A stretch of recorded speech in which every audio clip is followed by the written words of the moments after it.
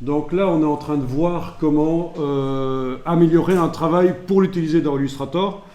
Mais ce travail-là n'a pas les caractéristiques qu'il faut pour l'utiliser dans Illustrator. Mais malgré tout, puisqu'on l'a sous la main, on le voit. Voilà. Alors, voilà ce qu'on va faire ici. On va cliquer sur Calque 0 et on va créer un nouveau calque. Et alors, un nouveau calque, ça se crée toujours au-dessus du calque qui est actuellement activé. Donc, il va arriver au-dessus de Calque 0. Et le nouveau calque qu'on va mettre, on va aller chercher ici. C'est un calque de réglage. Et on va aller chercher un calque de réglage de type niveau. Voilà.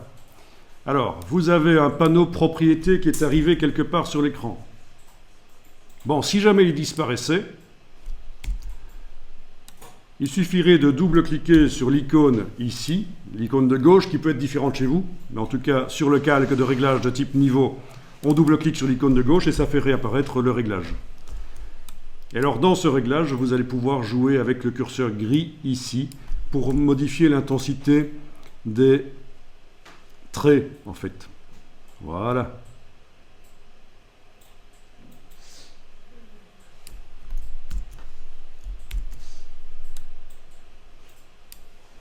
Bien. Jusque-là, c'est pas mal, ça va. Donc ça, c'est une approche logique du nettoyage d'un dessin dans Photoshop. C'est le genre de choses qui peut être faite. Et puis on termine par quoi?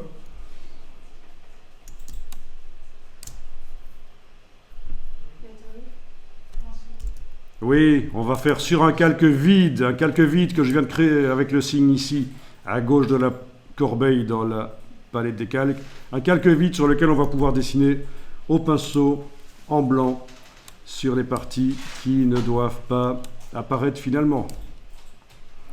Donc nettoyage final si nécessaire des traits. C'était un dessin très difficile. C'était vraiment un cas désespéré.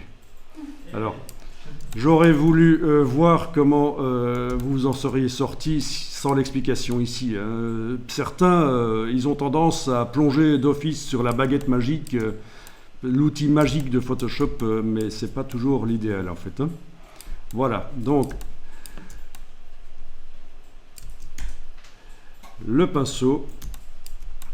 Si on est passé sur un endroit où on ne devait pas, on va utiliser la gomme. Alors je vous montre un truc ici, avec le pinceau. Regardez ça. Je vais faire un clic ici. Voilà. Et puis je vais plus loin sans enfoncer la souris. Et je vais faire Shift. J'enfonce la touche Shift, la touche majuscule, et je clique. Et ça fait une droite. Je remonte ici. Clic. Shift, clic. Ça fait des droites. Donc ça peut être utile avec le pinceau pour faire des droites. Parce que vous ne savez pas comment on fait des droites avec un pinceau dans Photoshop. Mais maintenant vous voyez. C'est clic, majuscule, clic. Ok. Bon, mais ça, je vais l'enregistrer, même si c'est pas fini. Enregistrer sous.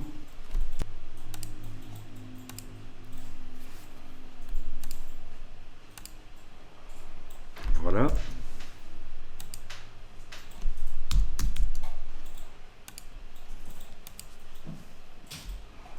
Bien.